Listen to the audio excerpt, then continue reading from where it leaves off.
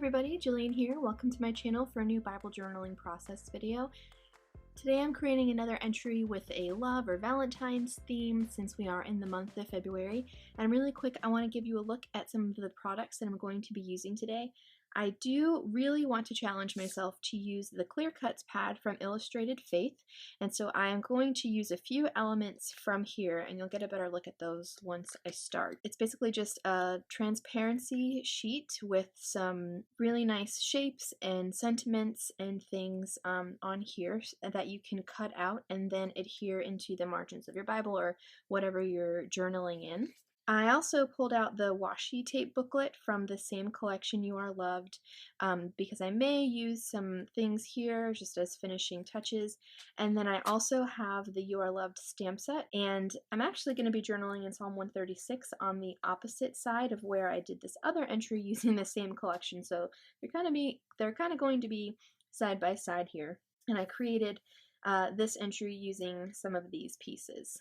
I've also pulled some things that I've been reaching for a lot in the last several days. So I've got some washi tape here, my favorite black pigment ink from Illustrated Faith. In my experience, this doesn't bleed through. I get a lot of questions about bleed through, and this is one of my favorite things to use.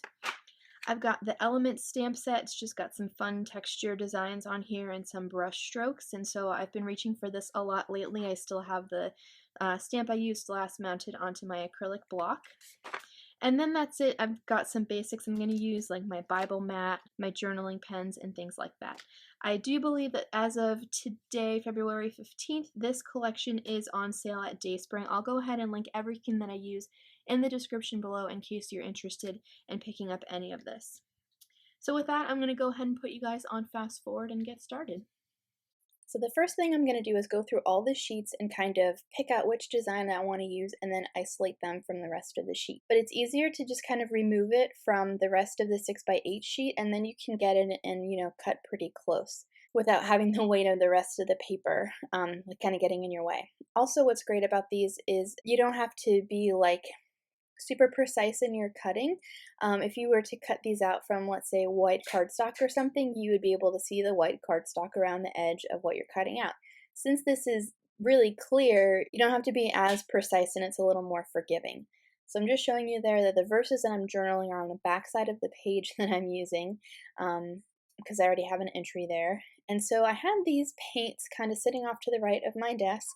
Someone asked me recently how I, come up with color combinations.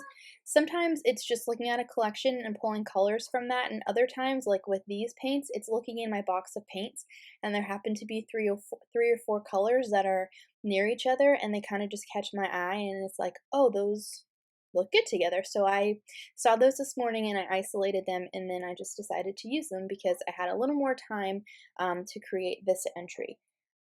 I do have it kind of laid out on the page how I want it to look, and if you didn't have time to do the paint underneath, you could certainly just leave it as is, and it would be just a really nice, clean, bright page. But I love color, and then decide to go ahead and have it kind of coordinate with the page on the other side, so I'm pulling out the same kinds of blues and greens and aqua. I wasn't quite sure how the clear cuts were going to look with those colors, so I pulled a piece of scratch paper that I had on my desk and kind of just tested it out and then laid it over, and then once I saw what it looked like, I was like, okay, I'll go ahead and do that. Now you can see that because I have stickers on the back side of this page, the paint is pooling a little bit. I immediately went in with the baby wipe and tried to sop up some of the excess. It didn't really work, and I don't think you can see the stickers through the clear cuts once they're down. I did have to use my heat tool to speed up the drying process a little bit so that I could keep moving. I'm using an Elmer's rolling adhesive here. It's a permanent adhesive. I don't recommend it for these. This, for some reason, happens to like bunch up when I roll it, and so there are some big globs of tape on some of the pieces that I had to go back and remove.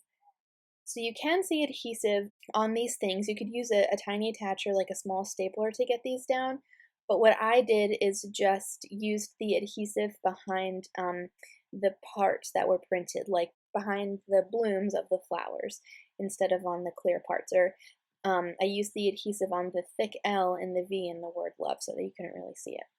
Then I decided to go ahead and look to the stamps to add a little more interest. So I'm taking this little banner that has the scripted word love just repeated over and over, and I'm stamping that in a few places.